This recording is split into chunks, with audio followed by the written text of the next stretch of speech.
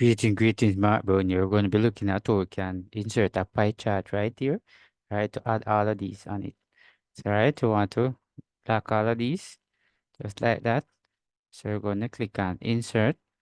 When you click on Insert, there you go. This is self-visit. Or you can come right at this little launch button right here. You notice you can see different types of chart right here.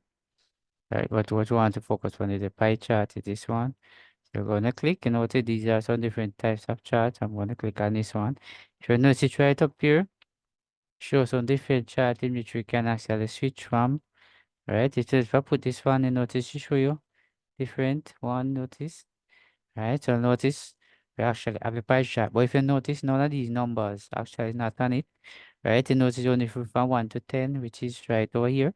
But if you want to put these figure on it, you're going to put the cursor on this. Right click. If you right click, you notice go down right here. So it's a add data label right here. Look up it right here. It's a add data label right here. You're going to click on it and notice. There you go. You notice everything actually add on it so far.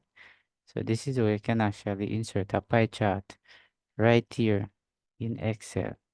So thanks for watching. See you in the next video.